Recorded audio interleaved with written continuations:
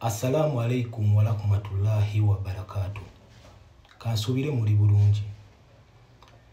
Ya nze siri fine olw'ebigambo ebitambula ku famire yange, ku baana bange, ku maama w'abaana bange. Tebinsanyusa. Era omutima mbadde nga sisula bulungi, omutima gugenda kwabika. Omutima gugenda kwabika. Era famire zaffe nga zigezaako okuŋŋamba Amiri tovaayo kwogera. Amiri tewennyonnyolako. Nate nga sennyonnyolako. Bwe mba sennyonnyoddeeko. Famire yange bagiteeka wansi. Nange nze kennyini banteeka wansi. Simanyi biruubirirwa byabwe ki. Simanyi. Ensongera ddala esooka ensonga. Ebigambibwa nti sirabirira baana bange. Abaana bange mbalabirira. Abaana bange mbalabirira okuva lwe baazaalibwa. Anti nento eddagala twagendayo ku Heather. Twalina mu COVID. Twalinywera ku Malukomu. Erubaga abasawo nabo banjulira era twagendayo okutandika okunywa eddagala. Era nze yasasula buli kimu. Eddwaliro okuzaala byonna nga nze abisasula. Zahirwa asembyeyo.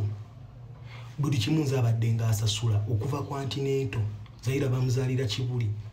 Mawiro gonna buli wabadde nga mukyala wange azaala mbeerayo okuva nga azadde n'ensulawo ekiro ekyo then ku makya n'envaayo n'engenda n'enkola. Ogwo gubeera musango. Abaana bange mbalabirira tewali n'omu era wabeerayo omuntu yenna avaayo n'agamba nti yakwata lisiiti toba yasasulira ekintu kyonna ku mwana wange agireete. Nenolaba omuntu tababeeramu ebigambo tebivuddemu ffe babiri ate ne muba believinga nga boogera ebigambo ebyo ebinzikakkanya awamu ne famire yange. Ensonga ey'okubiri, sikubangako mukyala wange, sikubangako maama w'abaana bange, simukubangako. Era sini eri mu video etambula. Maybe they wanted to portray biri ebirala ebya past relationships. Maybe nga kye baali baagala okulaga. Enze simukubangako bya bulimba. Era mbasaba omuntu yenna avaayo nga ayogera akakkanya omu ku nffe n'abaana bange yenoonyeza bibye. Era nze mba mulaba ng'omuntu aduumirwa enjala. Abasinga babavujjayo nga boogera abo baduumirwa njala. Balirabanga ekkubo mwe bayinza okufuna ekyokulya. Okitege naye kati ogenda kujja okakkanya nze okakkanye maama w'abaana bange. Then kati tomanyi nti waliwo obulamu after social media. Esawa yonna tusobola osisinkana oba mpate oba kuziika oba dduwa ne tusinkana ne famire yange. Naye olina ajja n'ayogera ng'alaga there is no life after this. Omutima gunnuma. Mama abaana bange Rebecca okimanyi. I loved you. Ate nawe wanjagala. Ffenna tweyagala. Buli omu yayagala munne nga n'abali waka baakirabanga. Buli omu yayagala munne naye bano abantu bano ba third parties abo be bajja nga boogerera. Kwanze nali nsirise. Nintandikawo bulungi nnyo omulimu gwange, nintandikawo restaurant yange, emirimu gyange gitambula, obuvunaanyizibwa bwange mbuteekinga. Simanyi kati lwaki nze omuntu asirise sivanga yadde okwogera ekintu kyonna. Simanyi lwaki kati ate bwe baagala okunsojjasojja. Baagala kunnyonoonera bulamu. Siina nze buzibu na famire yange bonna. Yadde obutakkanya bubeerawo naye tulowooze ku baana.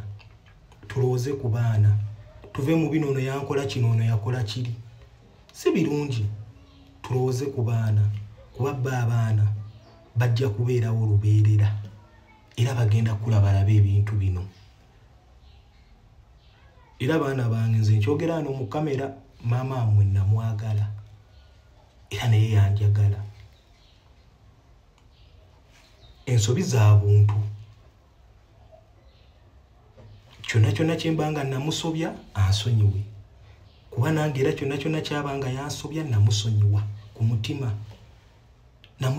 mutima era akimanyi nze nsiba nkimugamba n'omwaka guno egwali gutandika nayogera naye ne mugamba nkwagaliza kubeera bulungi kyokka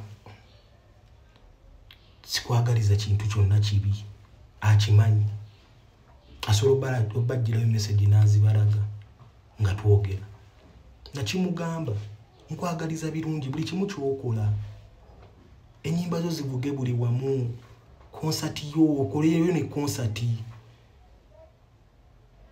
abantu bajje bamuwagire era nsaba buwagizi bwammwe mumuwagire mu buli kimu kyakola maama w'abaana bange Rebecca mumuwagire nange mumpagire Mungu fena atuwa obugabirizi tusobole okubeezaawo abaana baffe ensonga ezisigadde zonna zaffe aba babiri era nze sikiwagira zibeere mu media mbasaba ekintu kimu mikwano gyaffe oba mwenna abatwagala kutusabira ate saagala kubeereko ttiimu nti oba ttiimu gundi ya ffenna mutwagale tewali mubi ate nobody is perfect ya mwebale kumpuliriza basabira birungi Mungu abaye buli omu kyasinga okwagala Allahumma amina. Assalamu alaikum wa rahmatullahi wa barakatuh.